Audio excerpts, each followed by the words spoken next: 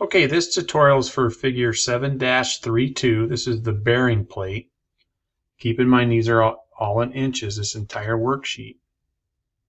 Okay, so on this one I'm going to start with the top view, and I believe I can do everything in one sketch. Let's see what we can do here. I'm going to go ahead and make my overall rectangle. All right, I'm going to cut this one out. Going to put in one over here and then one over here.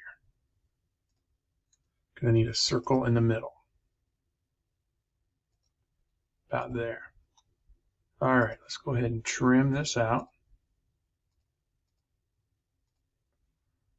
And those should stay firm. And then we'll go ahead and dimension.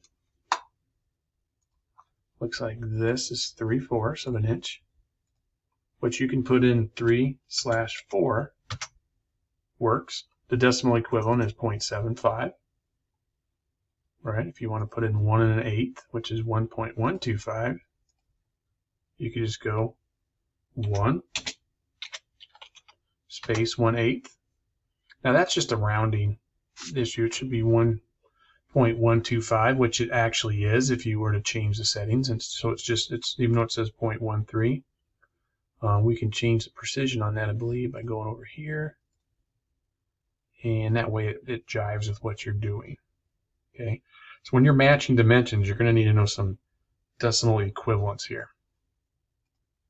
Right, so this is going to be a 7/8. The center point of the circle is going to be 2 1/4 from that line. So I can go 2 space. You can go 2.25 either way. Right, so then it also is going to need another dimension from this point to here, which will be 1.125 or 1/8.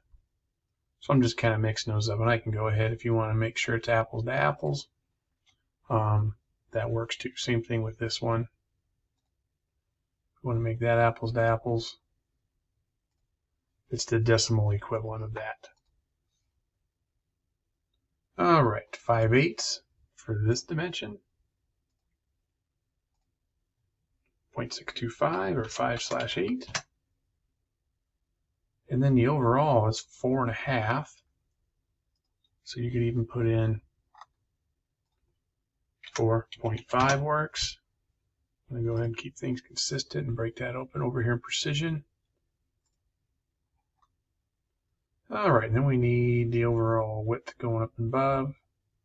So that is 2 1/4 from here to here.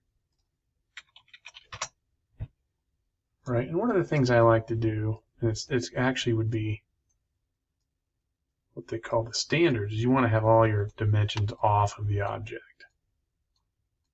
Right, there is a proper way to dimension all this stuff if we're going to print it out. This is just basically for construction.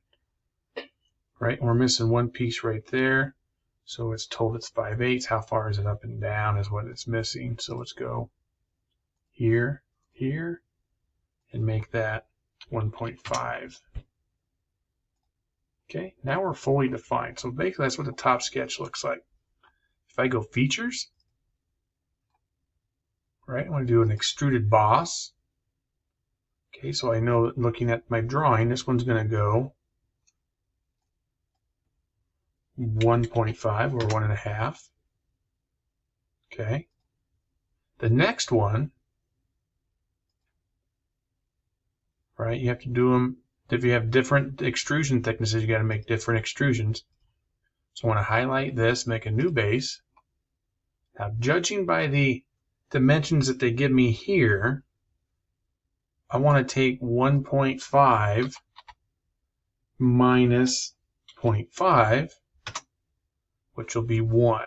Now, those are easy numbers to work in your head, but I still want you to get in the practice of letting SOLIDWORKS do the math for you. Okay? Then I have one more over here, and it is a thickness of 3/4.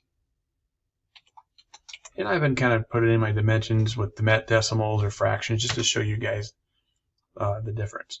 So if I click OK here, I'd like to start my material at the beginning so I don't forget. But as long as I don't forget, I guess is the big one, right? And then there's the bearing plate. And of course, you're going to do evaluate, mass properties, and it's boom, right there. Good luck.